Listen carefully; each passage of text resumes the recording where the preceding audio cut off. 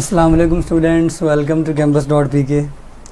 कैसे हैं जी आप लोग? उम्मीद है ईद गुजार के आए होंगे। वैसे तो कल ही आ गए थे, लेकिन आज मेरे सामने ईद गुजार के आज पहले लेक्चर में आए हैं।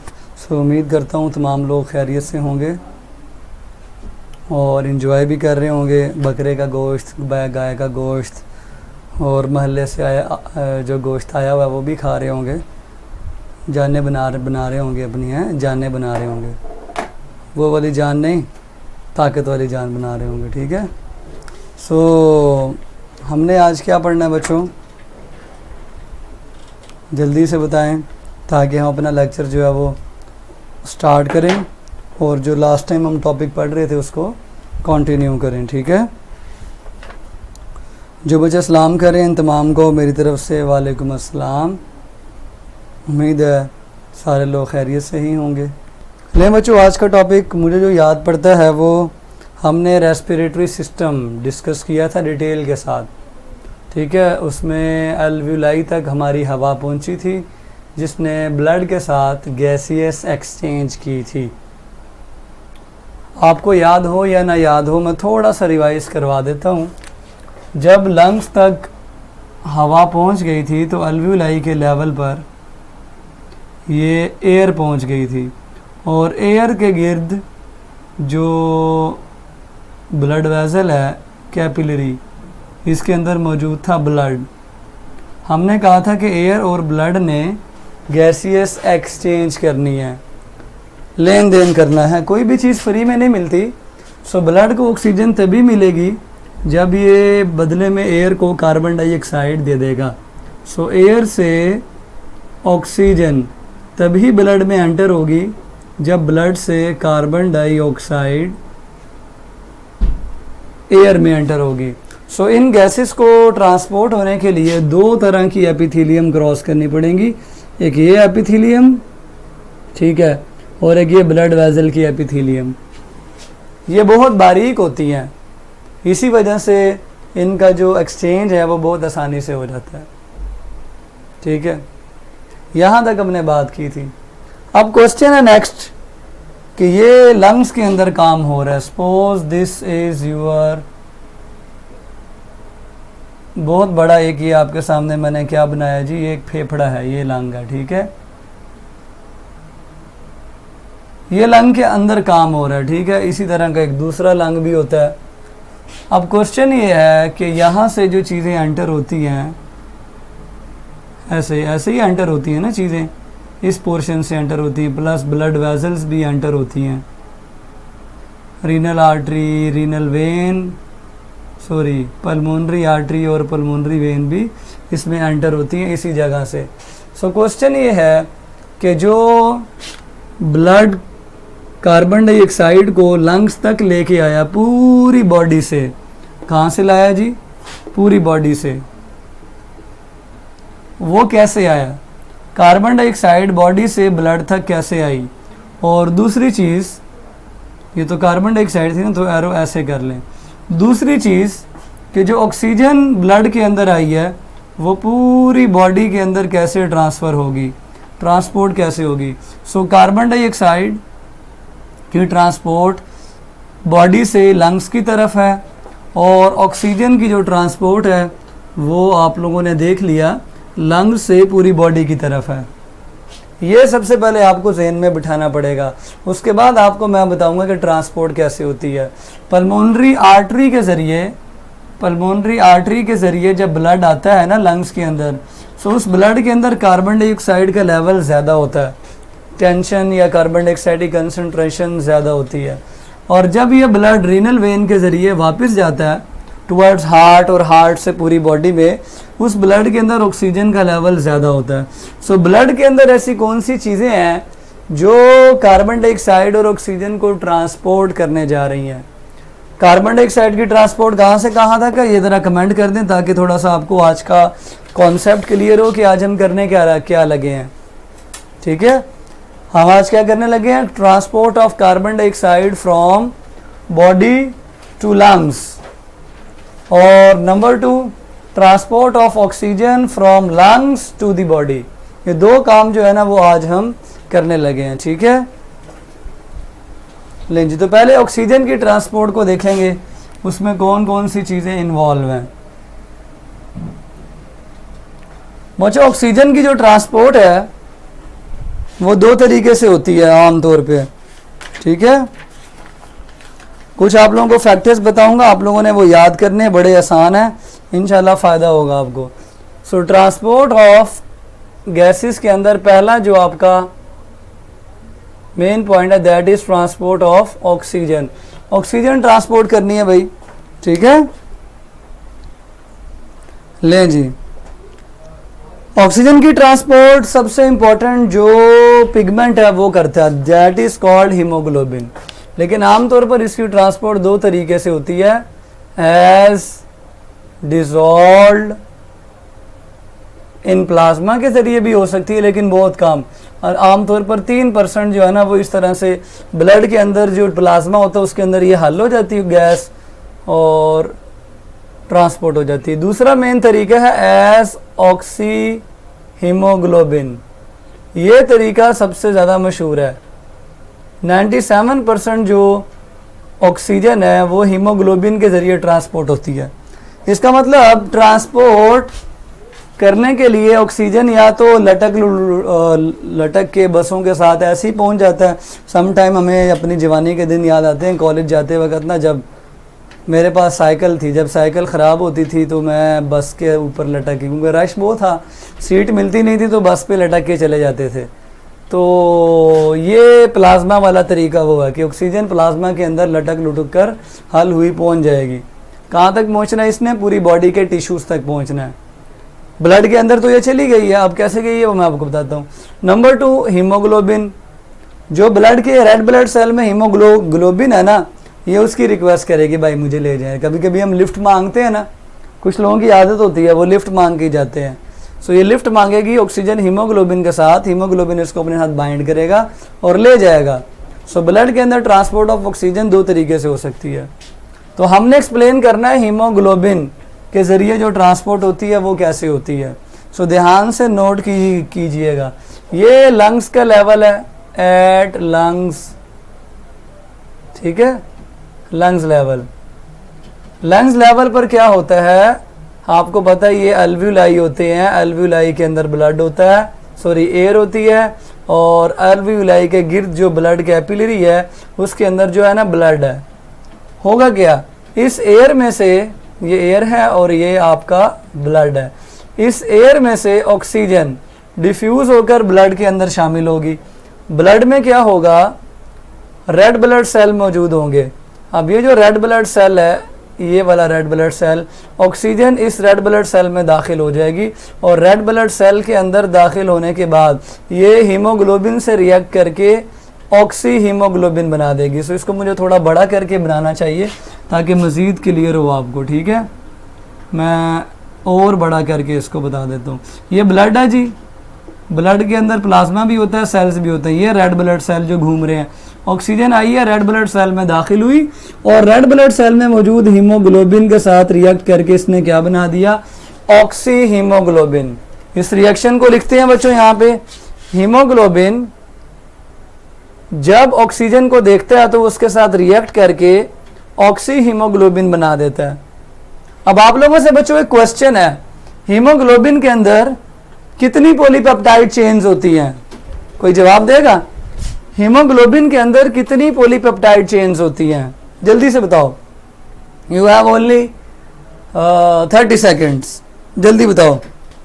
शाबाश, 4 चेन्स होती हैं। अगर मैं आपके सामने बनाऊं, ये 4 चेन्स है, ये एक चेन है, इसको हम बीटा चेन कह लें, ये अल्फा चेन है, ये दूसरी अल्फा चेन है, और ये दूसरी बीटा चेन है। हर हीमोग्लोबिन के अंदर 2 पार्ट्स हैं, नंबर 1 हीम पार्ट्स और नंबर 2 ग्लोबिन पार्ट। ऑक्सीजन जो होती है ना वो हीम पार्ट के साथ हीम पार्ट के साथ बाइंड होती है, O2 binds with the heme part. तो टोटल हीम पार्ट्स 4 हैं, सबको पता है ना, टोटल हीम 4 हैं। तो 4 हीम्स के साथ 4 ऑक्सीजन के मॉलिक्यूल्स अटैच होंगे। ओके सर जी, आपकी तस्वीर ही नहीं आ रही बेटे, आ रही है। हर हीमोग्लोबिन के अंदर एक एक हीम ग्रुप है। हीम ग्रुप के साथ ऑक्सीजन बाइंड करती है, तो हर हीम ग्रुप के साथ एक एक ऑक्सीजन का मॉलिक्यूल बाइंड करेगा। तो बच्चों 4 हीम्स के साथ 4 ऑक्सीजन के मॉलिक्यूल बाइंड करेंगे। जिस तरह एक प्लेट में हम गोश्त लेकर आते हैं ना, एक शापर में, ठीक है, हम कहते हैं जी नहीं हमें और गोश्त चाहिए, मेरे भरा भी गोश्त दो, अभी बोटियों का मौसम है ना, हैं, मेरे भाई का अलग गोश्त दो, मेरी बहन का अलग गोश्त दो, मेरे दूसरे भाई का अलग गोश्त दो। 4 बच्चे 4 तरह का गोश्त ले जाते हैं, ठीक है, सारे अपने अपने हिस्से का लेके जा रहे हैं। सो ये हीम्स 4 मॉलिक्यूल ऑक्सीजन के ट्रांसपोर्ट करेगी, बाइंड करेगी अपने साथ। अब बाइंडिंग करने का नाम बाइंडिंग कैपेसिटी है।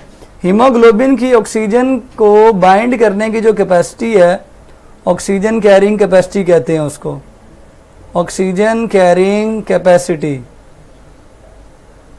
ठीक है, कि हीमोग्लोबिन ऑक्सीजन के साथ कितना बाइंड कर सकती है, कितना बाइंड कर सकती है। और याद रखें जिस वक्त ऑक्सी हीमोग्लोबिन बन जाता है ना, तो एक एमसीक्यू के तौर पे आपने याद रखना है कि उसका कलर पर्पल रेड से ब्राइट रेड में कन्वर्ट हो जाता है। ये भी बड़े मशहूर एमसीक्यूज हैं कि पर्पल रेड किसका कलर है, सिर्फ हीमोग्लोबिन का, और ब्राइट रेड किसका कलर है, ऑक्सी हीमोग्लोबिन का। दैट इज वाई ऑक्सीजनेटेड जो ब्लड होता है ना, उसका कलर ज्यादा रेड नजर आता है।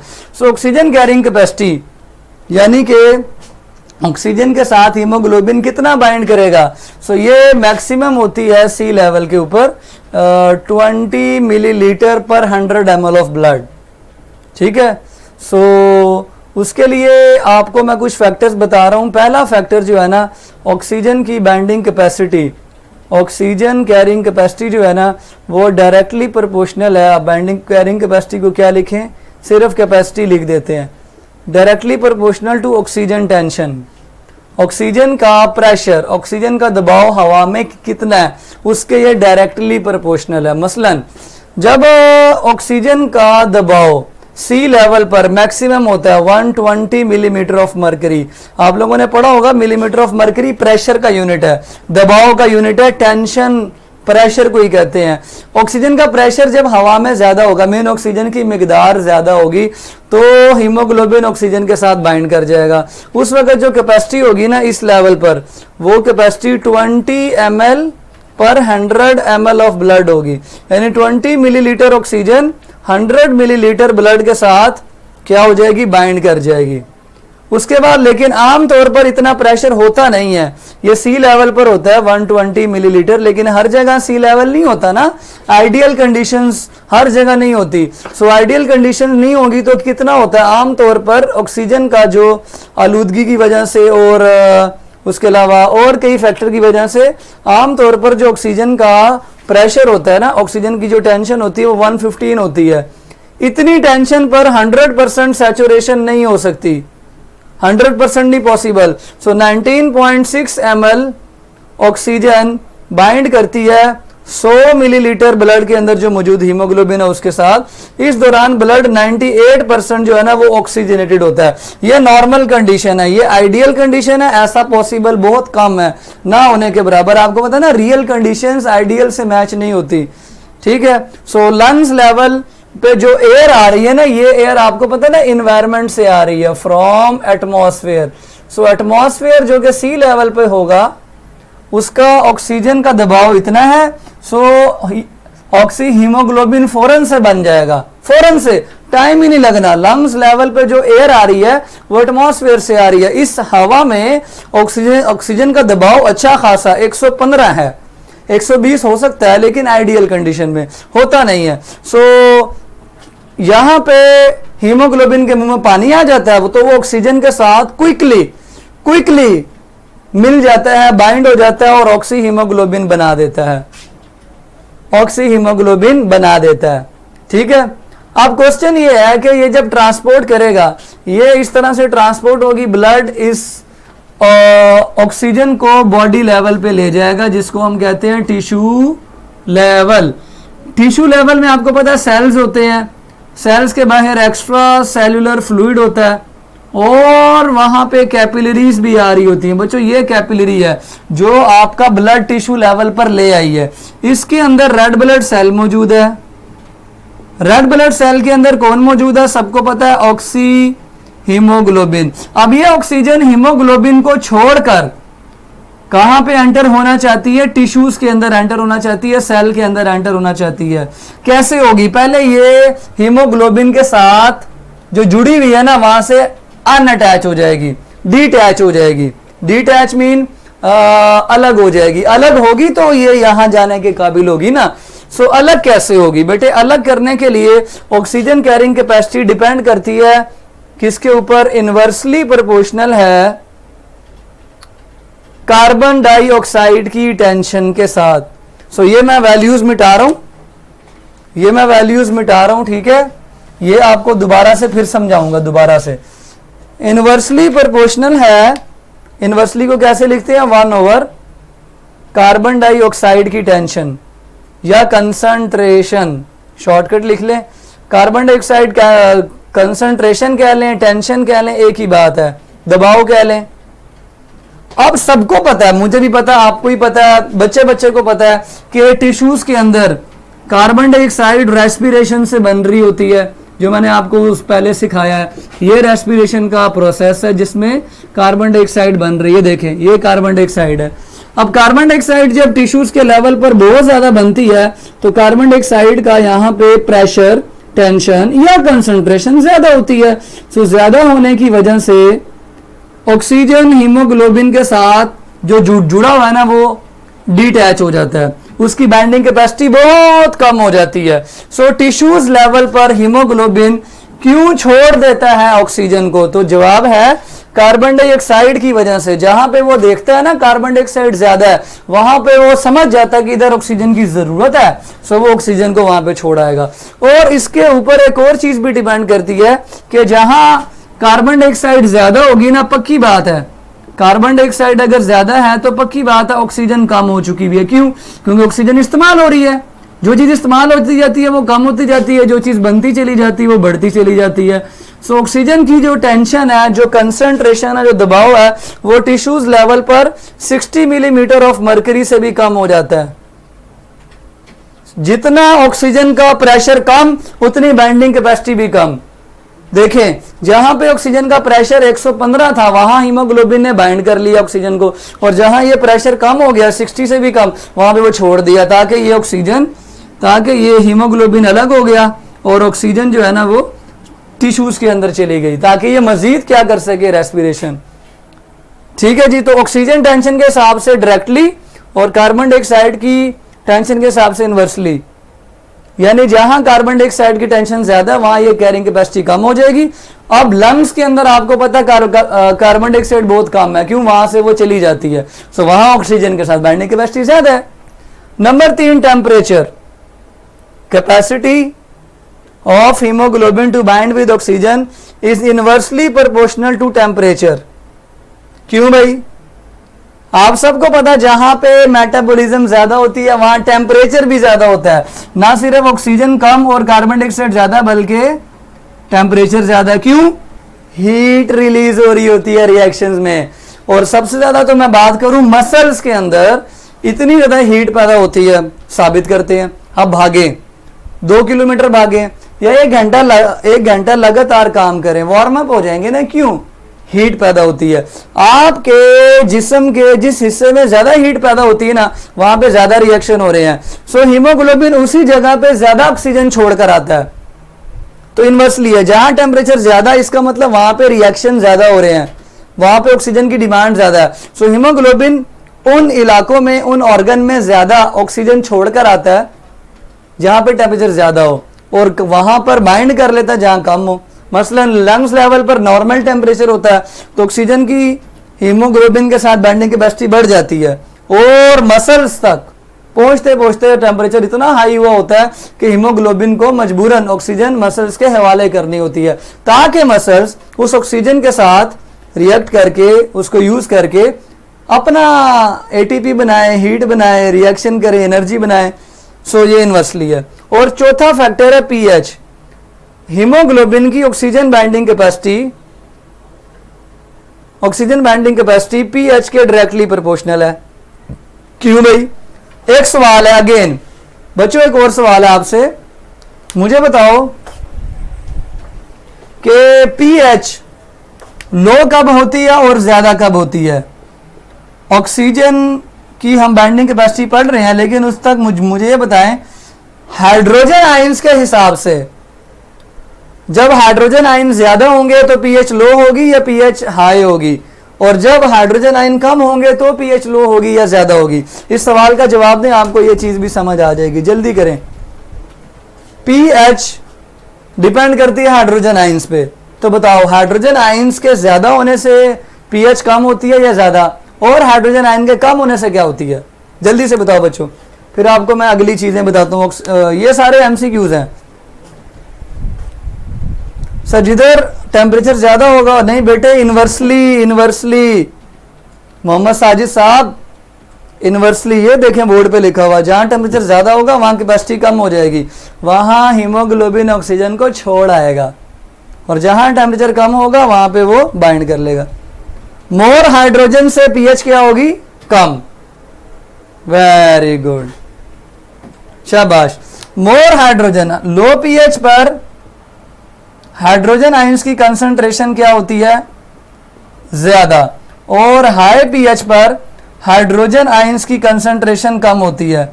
बच्चों जब लो पीएच होती है ना, एसिडिक एनवायरनमेंट, ये सबको पता है। लो पीएच का मतलब है एसिडिटी है, तेजाबियत वाला एनवायरनमेंट है।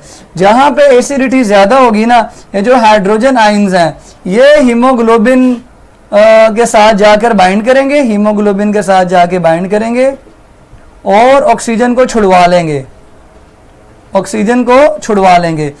हाइड्रोजन आयंस हीमोग्लोबिन के साथ जाकर बाइंड होंगे और हाइड्रोजन आयंस को छुड़वा लेंगे, ठीक है। और कहां पे जाके अटैच होंगे बच्चों? ग्लोबिन पार्ट के साथ। मैंने आपको बताया ना, दो पार्ट होते हैं। हीम ये नॉन प्रोटीन होता है, आप सबको पता है, प्रोस्थेटिक ग्रुप में इसको लिखते हैं नॉन प्रोटीन, और ग्लोबिन पार्ट ये प्रोटीन पार्ट होता है। तो यहां से 2-3 एमसीक्यूज क्लियर हुए बच्चों कि जो हाइड्रोजन आयंस होते हैं ना, वो ग्लोबिन पार्ट के साथ जाके अटैच होते हैं प्रोटीन पार्ट के साथ, और बाइंडिंग कैपेसिटी को कम कर देते हैं। इसका मतलब लो पीएच के ऊपर बाइंडिंग कैपेसिटी कम हो जाएगी, और हाई पीएच पे छेड़खानी करने वाले हाइड्रोजन आयंस नहीं होंगे तो बाइंडिंग कैपेसिटी बढ़ जाएगी। Okay students, so hydrogen ions किसके साथ बाइंड करेंगे? प्रोटीन के साथ, उनकी एफिनिटी होती है, और वहां जाके वो ऑक्सीजन को छुड़वा लेंगे तो बाइंडिंग कैपेसिटी कम हो जाएगी। मीन लो पीएच उतने ज्यादा हाइड्रोजन आयन, और उतना ज्यादा वो क्या करेंगे? ऑक्सीजन बाइंडिंग कैपेसिटी को कम करवा देंगे। जब ये बाइंडिंग कैपेसिटी कम होती है तो बच्चों रिएक्शन कौन सा होता है? रिवर्स। ऑक्सीजन को ब्लड में से टिश्यूज में जाने के लिए क्या करना पड़ेगा? पहले अलग होना पड़ेगा। अलग कैसे होगे बेटे? चेक करें, इसको थोड़ा और बड़ा कर लें। हीमोग्लोबिन अलग और ऑक्सीजन अलग। इतना बड़ा रेड ब्लड सेल वैसे होता नहीं है, लेकिन फिर भी समझाने के लिए बता दिया है। तो ये रेड ब्लड सेल के अंदर काम हो रहा है, और इस काम को सरअंजाम देने के लिए यहाँ पे जो एंजाइम है वो कार्बोनिक एनहाइड्रेस एंजाइम होता है। कार्बोनिक एनहाइड्रेस, एक एमसीक्यू लिखते हैं यहाँ पे, कार्बोनिक एनहाइड्रेस एंजाइम ये क्या फैसिलिटेट करता है? फैसिलिटेट्स विच एक्टिविटी? कौन सी एक्टिविटी को कार्बोनिक एनहाइड्रेस फैसिलिटेट करता है? तो बेटे मैं डायरेक्ट आंसर बता रहा हूं, स्प्लिटिंग ऑफ ऑक्सी हीमोग्लोबिन, यानी ऑक्सी हीमोग्लोबिन के टूटने के लिए ये वाला एंजाइम चाहिए होता है। ये रेड ब्लड सेल में ही मौजूद होता है, रेड ब्लड सेल के साइटोप्लाज्म में मौजूद होता है। ये स्प्लिटिंग के अंदर इन्वॉल्व होता है, यानी दोबारा से हीमोग्लोबिन पर्पल रेड में कन्वर्ट हो जाएगा। अब ये पर्पल रेड में जो हीमोग्लोबिन कन्वर्ट हुआ है, ये क्या करेगा? ये यहीं से वापस चला जाएगा, और जब ये वापस जा रहा होगा तो कुछ ना कुछ तो साथ लेके जाएगा ना, फिर ये अपने साथ कार्बन डाइऑक्साइड को ले जाएगा। ठीक है जी। सो ये मैंने आंसर लिख दिया। डिटैच भी कह सकते हैं, स्प्लिटिंग भी कह सकते हैं। सो फैक्टर्स क्लियर हो गए बच्चों? मैंने बहुत आसान करके समझाया आपको। ऑक्सीजन टेंशन से डायरेक्टली प्रोपोर्शनल है। जितनी टेंशन ज्यादा है, सी लेवल पे 120 तक चली जाती है। टेंशन से मुराद दबाव, दबाव से मुराद उसकी मिकदार कितनी ज्यादा है। सो जितनी ऑक्सीजन की मिकदार कहीं ज़्यादा होगी वहाँ पे बाइंडिंग कैपेसिटी बढ़ जाएगी, और जहाँ ऑक्सीजन कम होगी मतलब वहाँ पे चाहिए। सो ये टॉपिक एफएलपी में है नहीं बेटे? नहीं है। लें जी, अभी चेक करते हैं आपको अब क्लियर हुआ या नहीं। अब मुझे एक सवाल का जवाब दें। हीमोग्लोबिन बल्कि ऑक्सीजन, मैं यहाँ पे लिखता हूँ, ऑक्सीजन बाइंड्स विद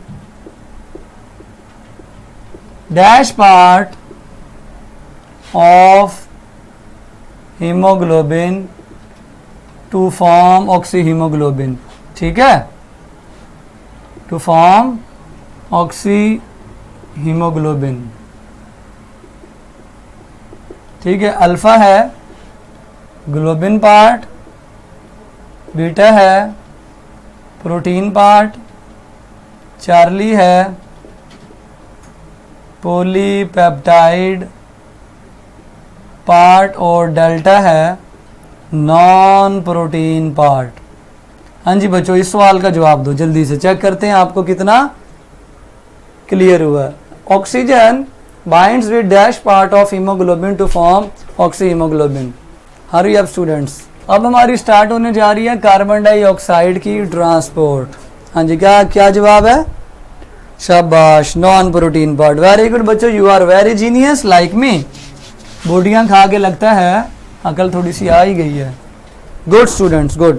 ले स्टूडेंट, कार्बन डाइऑक्साइड की जो ट्रांसपोर्ट है ना, वो एक तरीके से नहीं, दो तरीके से नहीं, बल्कि 4 तरीकों से होती है। कार्बन डाइऑक्साइड ने यहीं से वापस जाना है, टिश्यू से वापस कहाँ जाना है? लंग्स तक जाना है, और ब्लड ही लेके जाएगा। ब्लड में कौन कौन सी चीज़ें जिनकी ये मिन्थें करेगा? सो कार्बन डाइऑक्साइड ऑक्सीजन से ज़्यादा सोलेबल होती है, ठीक है। सो और ज़्यादा जल्दी डिज़ोल्व हो जाती है टिश्यू फ्लूइड्स वगैरह में। ये भी हमसे पूछा कौन ज़्यादा जल्दी डिज़ोल्व हो, लेकिन कार्बन डाइऑक्साइड को ट्रांसपोर्ट करने के 4 तरीके हैं। पहला तरीका, पहले ये मिन्थें करती है हीमोग्लोबिन की, S carboxy haemoglobin, carboxy haemoglobin. ठीक है बच्चों, यानी ये कार्बन डाइऑक्साइड वो जो अभी हीमोग्लोबिन फ्री नहीं हुई, ऑक्सीजन से जो फ्री हो गई है, उसी हीमोग्लोबिन के साथ कार्बन डाइऑक्साइड ट्रांसपोर्ट होती है उसको। मैं यार आप जा ही तो रहे हो वापस, हैं लंग्स में जा रहे हो ना, मुझे भी ले जाओ। सो वो ब्लड जो है ना उसमें मौजूद हीमोग्लोबिन मान जाता है और वो अपने साथ कार्बन डाइऑक्साइड को ट्रांसपोर्ट करके ले जाता है। सो स्टूडेंट्स, इसके ज़रिए जो ट्रांसपोर्ट होती है वो 20% होती है, 20%। ठीक है, ले जी। उसके बाद सेकंड है एज डिजॉल्व, या यूं कह लें बाय प्लाज्मा प्रोटीन। ठीक है, बाय प्लाज्मा प्रोटीन। जो प्लाज्मा के अंदर प्रोटीन होती है ना दूसरी हीमोग्लोबिन के अलावा, वो भी कार्बन डाइऑक्साइड की मिन्थें करने पे उनको ट्रांसपोर्ट कर देती हैं। ठीक है, और नंबर 3 जो है ना एज बाय कार्बोनेट आयन, ये बड़ा इंपॉर्टेंट है, एज बाय कार्बोनेट आयंस।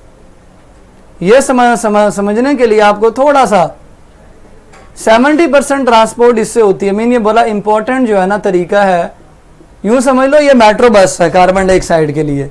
किस तरह से ये रिएक्शन होगा, ये हमने कहा था लंग्स का लेवल है, लंग्स लेवल है, और ये हमने कहा टिश्यू लेवल है, टिश्यू लेवल है।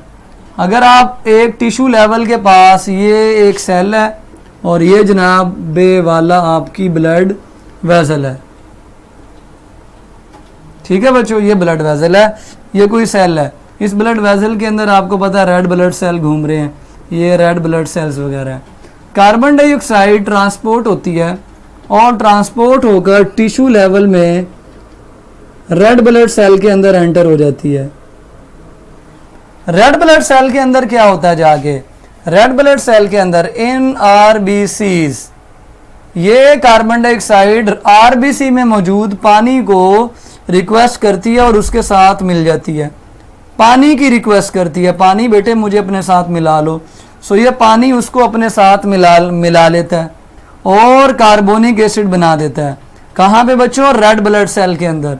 इस काम में जो एंजाइम यूज होता है वो भी रेड ब्लड सेल में मौजूद है, carbonic anhydrase. So carbonic anhydrase second time involve हो रहा है यहाँ पे, पहले वो वहां पे इन्वॉल्व था, अब यहाँ पे भी इन्वॉल्व है। सो कार्बन डाइऑक्साइड आरबीसी में मौजूद पानी के साथ रिएक्ट करके क्या बनाती है, carbonic acid. Carbonic acid unstable होता है और ये फौरन से स्प्लिट होके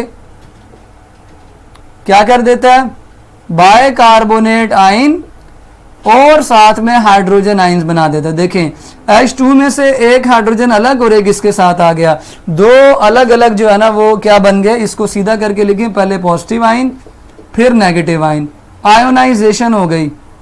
अब ये जो आपका bicarbonate ion red blood cell के अंदर बना है ना, ये bicarbonate ion red blood cell से निकलकर प्लाज्मा में आ जाएगा। It will be transported to plasma, ठीक है, ये कहां चला जाएगा, प्लाज्मा में। प्लाज्मा के जरिए ये वाला बाइकार्बोनेट आयन ट्रांसपोर्ट होगा टुवर्ड्स लंग्स। जब लंग्स का लेवल आ जाएगा, मैंने कहा था ना लंग्स में क्या होता है, जब लंग्स का लेवल आ जाएगा तो अल्व्यूलाई के गिर्द जो ब्लड कैपिलरी होगी वहां पे पहुंचने के बाद ये जो बाइकार्बोनेट आयन है ये अगेन रिवर्स रिएक्शन करेगा। रिवर्स रिएक्शन कैसे करेगा, ये रिवर्स रिएक्शन करने के बाद कार्बोनिक एनहाइड्रेस के जरिए कार्बोनिक एसिड बनाएगा और कार्बोनिक एसिड टूटने के बाद दोबारा से कार्बन डाइऑक्साइड और पानी में कन्वर्ट हो जाएगा। अब ये कार्बन डाइऑक्साइड जो यहाँ पे बनी है at the level of lungs, ये फौरन से डिफ्यूज हो जाएगी into the alveoli, into the air. So इसमें सारा जो इंपॉर्टेंट प्रोसेस था वो कार्बन डाइऑक्साइड का रेड ब्लड सेल के अंदर पानी से मिलना था।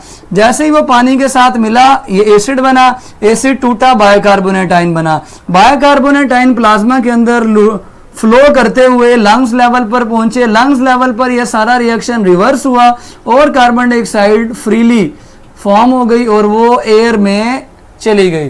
सो this is the transport of carbon dioxide as bicarbonate ion. So बच्चों बाइकार्बोनेट आयन का बनना फॉर्मेशन टिश्यू लेवल पर हुई और दोबारा से उसका स्प्लिट होकर कार्बन डाइऑक्साइड रिलीज करना ये लंग्स लेवल पर हुआ। ये हो गई कार्बन डाइऑक्साइड की ट्रांसपोर्ट, ठीक है। ले जी, ये रिएक्शन इसलिए क्यों हो रहे हैं, बिकॉज ये रिवर्सिबल है। ये क्या है जी, रिवर्सिबल है। उसके बाद याद रखें चौथा तरीका कार्बन डाइऑक्साइड के ट्रांसपोर्ट का एक और भी है कि वो जो पोटाशियम होता है, पोटाशियम वो हेल्प करता है कार्बसेल्स की कि वो कार्बन डाइऑक्साइड को ट्रांसपोर्ट करें, लेकिन ये बहुत कम है, तकरीबन ना होने के बराबर है जो कार्बसेल्स कार्बन डाइऑक्साइड को ट्रांसपोर्ट करते हैं with the help of potassium ions. So वो डिटेल में नहीं बताई गई, खैर आप लोगों को भी बस यही पता होना चाहिए कि इससे कितनी अमाउंट ट्रांसपोर्ट होती है। सो आप सब जवाब लगाएंगे very small amount, very small amount, ठीक है। यह रिएक्शन आरबीसी के साइटोप्लाज्म में होता है जी। बाइकार्बोनेट आयंस का बनना आरबीसी के साइटोप्लाज्म में होता है। वजह क्योंकि जो एंजाइम है ना कार्बोनिक एनहाइड्रेस, ये रेड ब्लड सेल का एंजाइम है, ये रेड ब्लड सेल का एंजाइम है, ठीक है।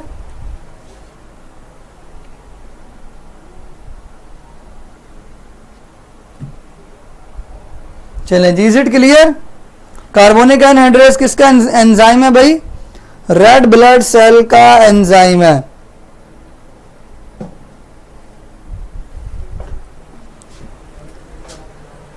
कार्बन डाइऑक्साइड की ट्रांसपोर्ट अल्लाह को प्यारी हो गई। और याद रखें सम टाइम जो टेंशन है ना, इसको हम कार्बन डाइऑक्साइड की टेंशन को PCO2 करके और ऑक्सीजन की टेंशन को PO2, partial pressure of carbon dioxide या टेंशन ऑफ कार्बन डाइऑक्साइड, और पार्शियल प्रेशर ऑफ ऑक्सीजन या टेंशन ऑफ ऑक्सीजन को इस तरह से फिजिकली फिजिक्स वाले फार्मूलों में मेंशन कर सकते हैं, ठीक है जी।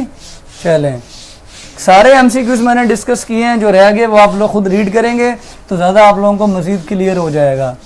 क्लियर है। अच्छा जी, ये क्वेश्चंस क्या पूछे हैं? लंग्स लेवल नहीं, लंग्स लेवल नहीं बेटे, रेड ब्लड सेल में ही होगा, ठीक है।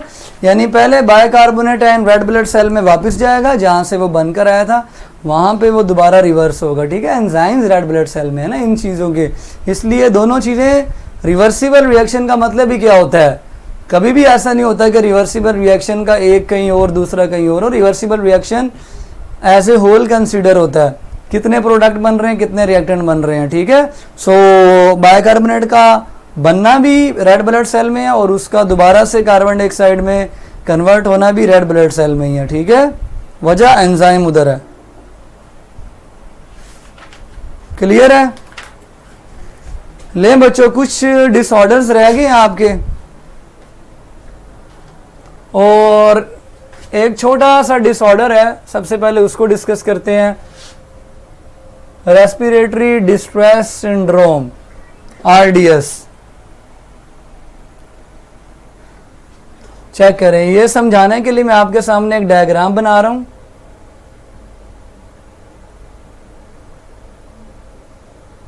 हाँ जी बच्चों, ये क्या है जिसको मैं हाईलाइट कर रहा हूं, जिसको मैं एरो बता रहा हूं, व्हाट इज दिस?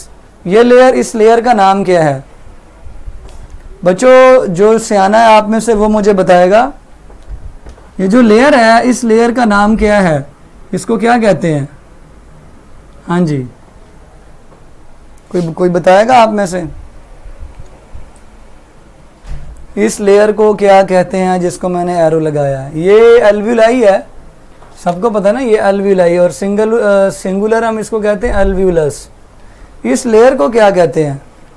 शाबाश, वेरी गुड, ये एपिथीलियम है, एपिथीलियम, ठीक है। जो लाइनिंग होती है ना वो एपिथीलियम होती है। बच्चों इस लाइनिंग से ना एक लिपोप्रोटीन का मिक्सचर सिक्रीट होता है अंदर वाली साइड पे, लाइनिंग पे। ये लिपोप्रोटीन का मिक्सचर है जो सिक्रीट होता है इस एपिथीलियम से, ठीक हो गया। ये देखें, ये मिक्सचर लिपोप्रोटीन का सरफेक्टेंट कहलाता है। ये क्या थी बच्चों? एपिथीलियम, ठीक है, ये मैंने लिख दिया, ये थी एपिथीलियम।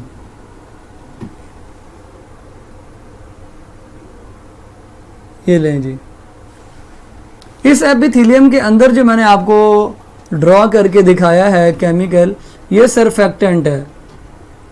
ये सरफेक्टेंट किस चीज़ का बना हुआ है? लिपोप्रोटीन का।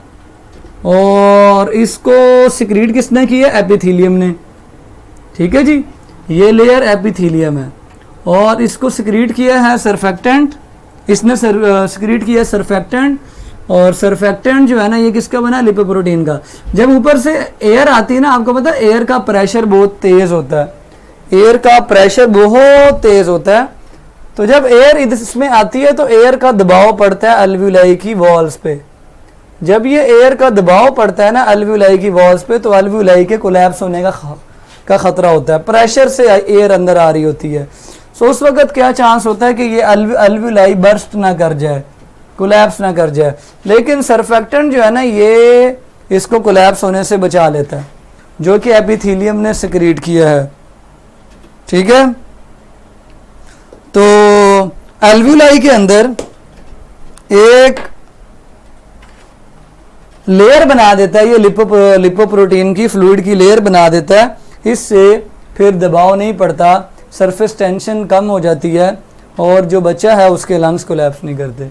लेकिन समटाइम क्या होता है, अगर किसी बेबी की पैदाइश 7 मंथ से पहले ही हो गई है, 7 मंथ से पहले ही हो गई है, आपको पता है 9 मंथ्स पूरे करके बेबी पैदा होता है। अगर किसी की पैदाइश 7 मंथ से पहले ही हो गई है, गेस्टेशन एज का मतलब होता है कि जो एज उसने मदर में गुजारनी होती है। सो 7 मंथ से पहले ही अगर ये पैदा हो गया तो बच्चों सरफेक्टेंट अभी नहीं बना होता, सरफेक्टेंट अभी नहीं बना होता। सो सरफेक्टेंट ना बनने की वजह से इसके जो लंग्स के एल्व्यूलाई हैं वो प्रोटेक्टेड नहीं होते, उनमें टेंशन, फ्रिक्शन, दबाव पैदा होता है और उसके लंग्स कोलैप्स कर जाते हैं और बच्चे की डेथ का खतरा होता है। ये किधर है टॉपिक? क्यों बेटे आप कौन सी किताब से हैं? क्या आप पीटीबी नहीं पढ़ते हैं? आप कौन से बोर्ड से हैं? जल्दी से बताएं। चलें जी, तो अब आप लोगों को पता चला कि जो बच्चे जल्दी पैदा हो जाते हैं उनके मरने की या डेथ की वजह क्या होती है, उनका जो रेस्पिरेटरी सिस्टम है ना, सांस का जो निज़ाम है वो कोलैप्स कर जाता है। क्यों? क्योंकि उनके लंग्स के अंदर इतनी ताकत नहीं होती कि वो हवा के दबाव को बर्दाश्त कर सके। क्यों नहीं कर सकते? क्योंकि उनमें सरफेक्टेंट नहीं बना होता। 2 महीने और लगते तो उनका सरफेक्टेंट बन जाना था, लेकिन वो जल्दी पैदा हो गए, लेस देन 7 मंथ्स में, सो वो सरफेक्टेंट नहीं बन पाया। ये यहीं से सिक्रीट होता है एपिथेलियम से, एल्वुलाई के एपिथेलियम से। साहिवाल बोर्ड में बेटे कौन सी किताबें हैं? पंजाब टेक्स्ट की नहीं है?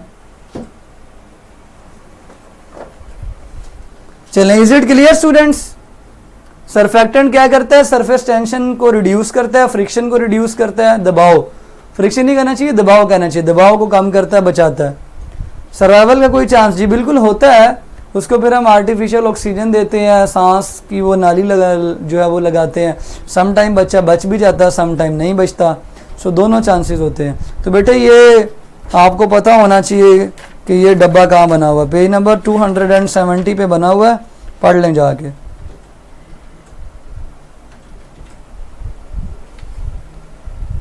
Is it clear? सेकंड जो डिजीज है that is carcinoma. Carcinoma lung cancer को भी कहते हैं। मेरा नहीं ख्याल कि आपको अब इसके बारे में डिटेल बतानी चाहिए, सबको पता है।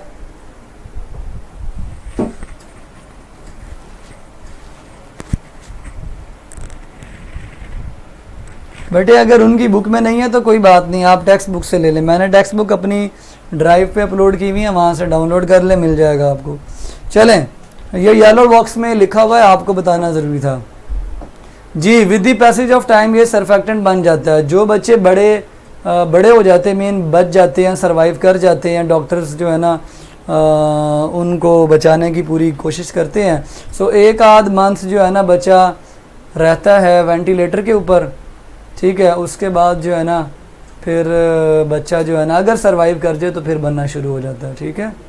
सर बुला रहा है, क्या बुला रहा है बेटे? हर चीज़ क्लियर है, आप अपने नेट की स्पीड बढ़ाएं। हाँ जी, आप लोग बताएं बेटे कैंसर में क्या होता है? बिनाइन ट्यूमर बनता है कि मैलिग्नेंट ट्यूमर बनते हैं? ट्यूमर आपको पता है अनकंट्रोल्ड सेल डिवीजन से बनते हैं, ठीक है।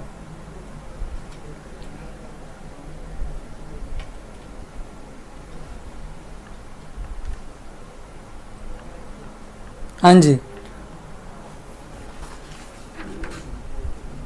वो वेंटिलेटर में नहीं बनता, ये लंग्स में बनता है, ठीक है।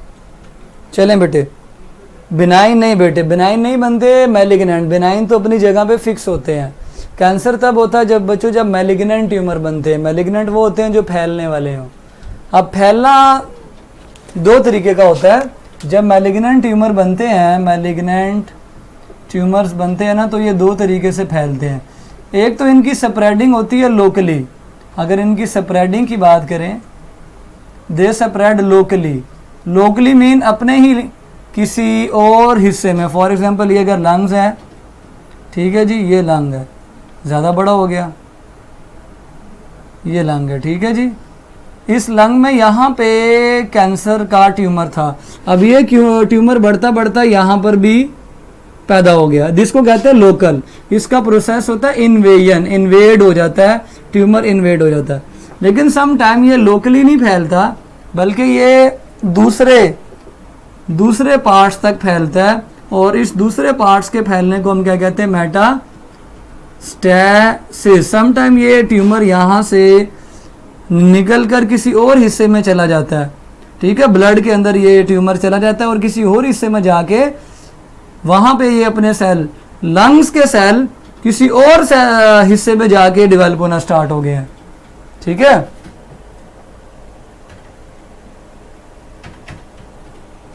जब वेंटिलेटर पे चाइल्ड होता है तो लंग, जी बेटे बनेगा तो वो बचेगा ना, नहीं बनेगा तो उसकी डेथ हो जाएगी। कैसे आप कॉमन सेंस के सवाल कर रहे हैं, ठीक है। ज़्यादा डीप ना जाया करें। लें जी, तो अगर आपको लगे यार किसी और जगह पे लंग्स के सेल्स क्या कर रहे हैं, तो वो समझ जाएं कि वो लंग्स के कैंसर सेल्स हैं। वो उस चीज़ के अपने सेल्स नहीं है, किसी और पार्ट पे लंग्स के टिश्यूज ग्रो करने लग गए हैं, तो वो उसके अपने ही सेल तो नहीं है, वो तो लंग्स के जो है सेल्स हैं, और वो दूसरे हिस्से में जाके मेटास्टेसिस के ज़रिए ग्रो कर रहे हैं। बाकी 90% जो लंग्स कैंसर की वजह है वो स्मोकिंग है। जो स्मोक नहीं करते उनमें 10% चांस जो है ना वो कम हो जाता है, और जो करते हैं उनको 10% चांस बढ़ जाता है। उसके बाद बच्चों नेक्स्ट है टीबी, ट्यूबरकुलोसिस। ट्यूबरकुलोसिस को शॉर्ट फॉर्म में कहते हैं टीबी। बच्चों ये इन्फेक्शन है और बैक्टीरियल इन्फेक्शन है। इसके बैक्टीरिया का नाम है माइकोबैक्टीरियम ट्यूबरकुलोसिस। Mycobacterium tuberculosis. ये 85% इसकी जो टाइप्स में से 85% जो है वो पल्मोनरी ट्यूबरकुलोसिस है, मीन लंग्स को होने वाली ट्यूबरकुलोसिस है 85%। और बाकी हिस्सों में भी ये वाला बैक्टीरिया इन्फेक्ट करता है। फॉर एग्जांपल रिब्स के अंदर, पसलियों के अंदर, वर्टिब्रल कॉलम के अंदर, दूसरी जगहों पे जो ये बैक्टीरिया इन्फेक्ट करता है ये 15% है। हमने सिर्फ पल्मोनरी टीबी को एक्सप्रेस करना है, पहचानना है कि ये क्या है। बच्चों ये लंग्स के अंदर मौजूद इन्फेक्शन है, और इस इन्फेक्शन की वजह बैक्टीरिया है जिसका नाम माइकोबैक्टीरियम ट्यूबरकुलोसिस है। और इसमें बुखार होता है, खांसी होती है, खुश्क खांसी, और बहुत ज़्यादा चेस्ट के अंदर जो है ना पेन वगैरह होती है। सो आमतौर पर लंग्स के अंदर ये टीबी अटैक करता है, इन्फेक्शन अटैक करता है, उसको हम कहते हैं 85%। लेकिन बाकी हिस्सों में भी ये अटैक कर सकता है, जैसे मैंने बताया वो जो मोरे होते हैं ना रीढ़ की हड्डी के अंदर, वहाँ पे ये अटैक कर सकता है, और जगहों पर, लेकिन वहाँ पे ये 15% है। इस बीमारी को ठीक करने के लिए प्रॉपर मेडिकल अटेंशन चाहिए होती है, प्रॉपर कोर्स होता है 8-9 माह का, उससे फिर ये बंदा ठीक होता है। ठीक है बच्चों।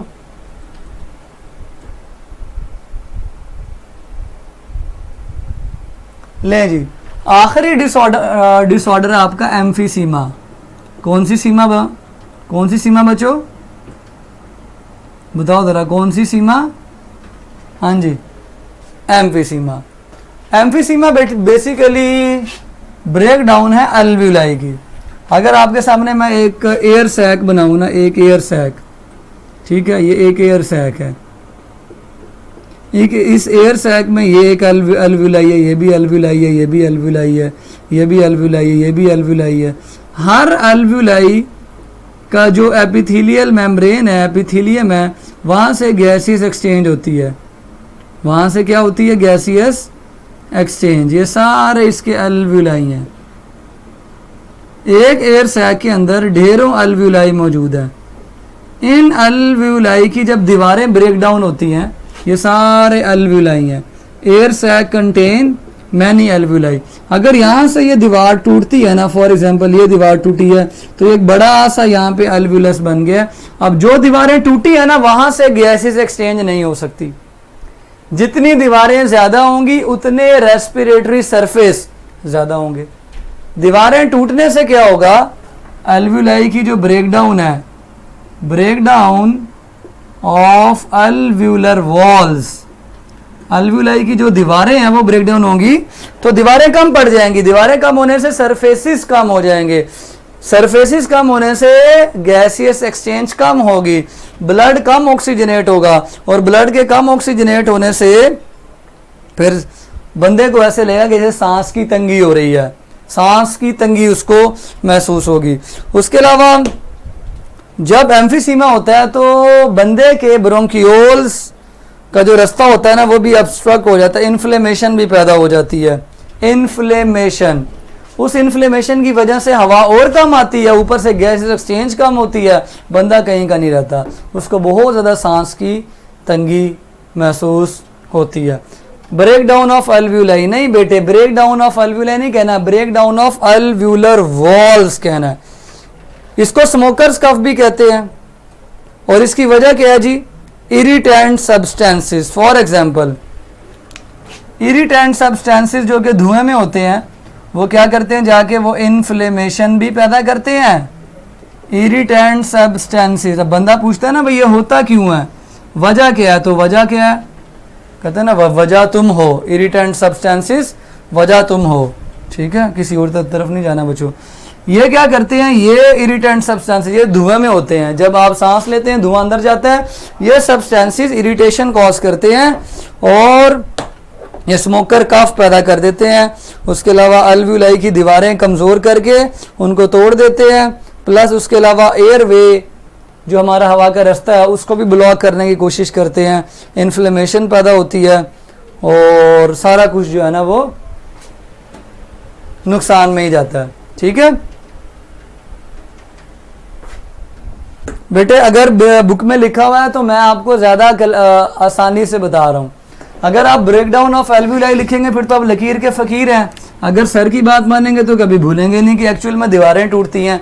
दीवारों का नाम जहन में होगा तो सारा कॉन्सेप्ट जहन में आएगा। ठीक है, सो जी इरिटेंट सब्सटेंसेस क्या करते हैं, सबसे पहले ये आते हैं और ये स्मोकर्स कफ पैदा कर देते हैं। ठीक है, ये धुएं के अंदर होते हैं और स्मोकर कफ से खांसी होती है। ठीक है, स्मोकर्स कफ, इसके जरिए बहुत हार्ड किस्म की खांसी होती है। बार बार खांसने की वजह से जो अल्वुलाई की दीवारें हैं वो कमज़ोर हो जाती हैं। अल्वुलर वॉल्स पहले कमज़ोर होंगी और फिर बस्ट कर जाएंगी।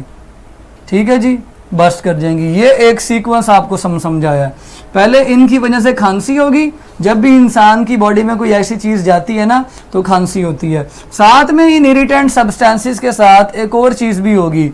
वो क्या होगी, आपको पता है जब कोई बाहर से चीज़ आती है तो उसके अगेंस्ट हमारी बॉडी इन्फ्लेमेशन, उस जगह पे इन्फ्लेमेशन कर देती है।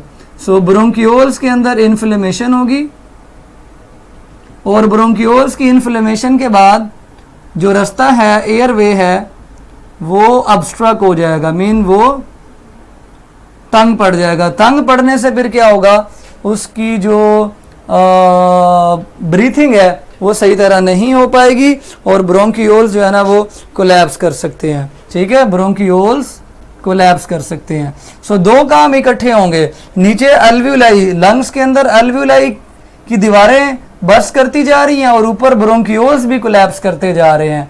यानी जिस वक्त कफ आती है ना, खांसी आती है, साथ इन्फ्लेमेशन भी होना स्टार्ट हो जाती है। और जब इन्फ्लेमेशन होती है, देखें ये अगर ब्रोंकियोल है तो इसकी दीवारों में जो इन्फ्लेमेशन होगी ये अंदर वाली साइड पर, इसकी इन्फ्लेमेशन से रास्ता तंग होता चला जा रहा है, हवा कम अंदर जाएगी। जब ज़्यादा इन्फ्लेमेशन बढ़ेगी तो ब्रोंकियोल्स अल्लाह को प्यारे हो जाएंगे। ठीक है, ले जी, इज इट क्लियर सर? अगर हेल्दी पर्सन बहुत ज़्यादा इस पर्सन की कंपनी अडॉप्ट करे जिसे डिजीज़ है तो ये है जी, बिल्कुल नहीं। अगर किसी को डिजीज़ है तो ये ट्रांसमिट नहीं होती, टीबी होती है क्योंकि वो इन्फेक्शन है। याद रखिए हमेशा वो बीमारियां दूसरे को लगती हैं जो इन्फेक्शंस हैं, वायरल इन्फेक्शन या बैक्टीरियल इन्फेक्शन। एम्फीसीमा वगैरह नहीं लगती। हाँ, अगर कोई सिगरेट पी रहा है, कोई धुआं आपकी बॉडी के पास है, फिर हो सकती है। ठीक है, लें जी, हिस्टामिन, यस, हिस्टामिन इन्फ्लेमेशन पैदा करने वाले chemical. Is it clear students? So ये वाला हमारा चैप्टर ख़त्म हो गया, टाइम भी ख़त्म हो गया। इंशाल्लाह मिलेंगे कल। आज आपका टेस्ट है बायो एनर्जेटिक्स का। सो बच्चों ध्यान से अच्छी तरह तैयारी करके दीजिएगा ताकि आपके मैक्सिमम मार्क्स हो सकें। ठीक है, आप मुझे इजाज़त दें और अपना ढेर सारा ख्याल रखिएगा और गोश्त रज के खाइएगा। ठीक है बच्चों, अल्लाह हाफिज़।